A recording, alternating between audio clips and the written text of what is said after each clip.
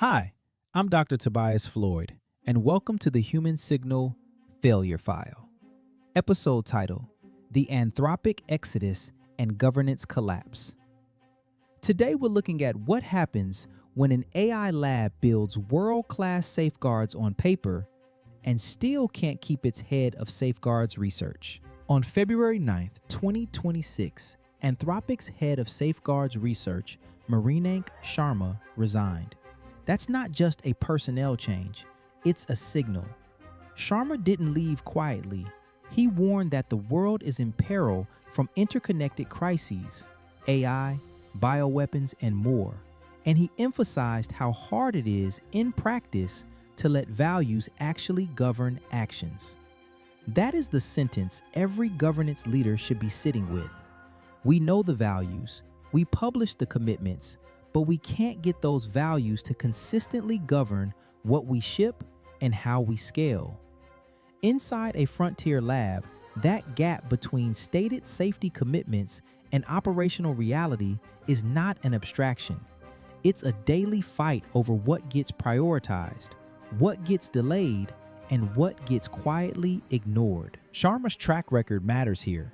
He worked on how AI chatbots distort users' sense of reality, how repeated interaction with the system can subtly reframe what people believe is normal or true. He also worked on defenses against AI-assisted bioterrorism and against sycophancy, models that simply tell powerful users what they want to hear. Those are not edge case academic topics. They sit right at the fault line between public commitments and profitable behavior. So when a person in that role decides they can't stay, that's not a random exit. That's organizational telemetry.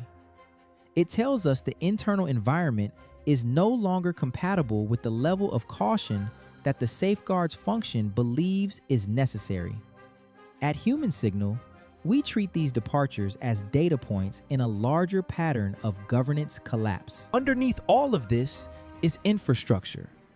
To train and deploy these models, you need lithography capacity, GPUs, data centers, and energy. That's capital-intensive thermodynamics, not just clever code. Once an organization commits to that build-out, the financial model locks in a certain posture. You must secure market share. You must justify the burn. And you must move faster than rivals who are making similar bets. In that environment, safeguards are not just good ethics. They are constraints on velocity. And the more money that's been committed to the infrastructure, the greater the pressure to relax those constraints. You don't have to declare that you're abandoning safety. You just have to redefine it, water it down, or sideline the people who insist on holding the original line. That is the governance collapse in slow motion. There's a second layer here.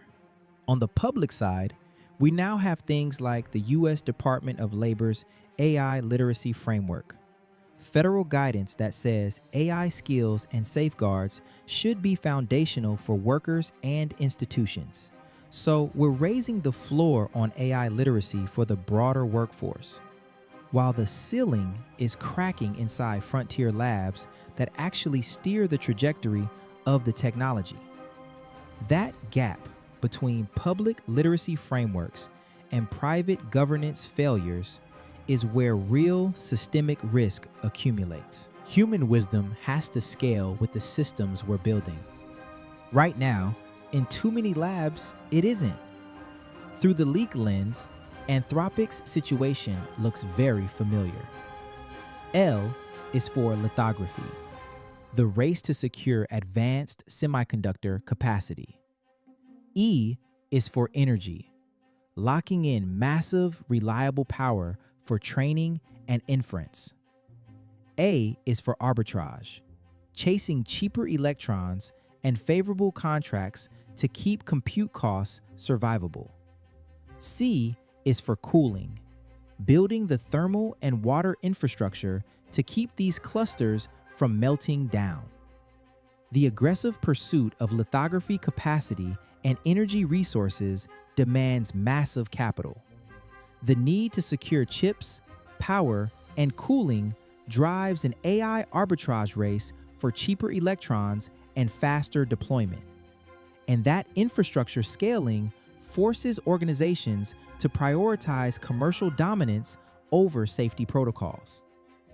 Once those leaked commitments are locked in, the financial model quietly punishes anyone who tries to slow down, and safeguards are abandoned, not because they stopped mattering, but because they get in the way of aggressive scaling.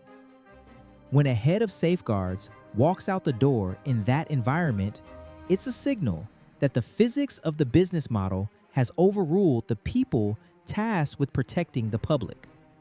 For Project Cerebellum and for tools like TameScore, these departures are not gossip. They are case studies. They show us which signals to watch, how governance erodes under capital pressure, and where external oversight and structured assessment need to be applied. Human wisdom has to scale with the systems we're building. Right now, in too many labs, it isn't. If you want to see how we apply the least protocol to cases like Anthropic, you can explore the breakdown in more detail using the resources linked in the show notes. This has been a Human Signal Governance Failure File. I'm Dr. Tuboise Floyd.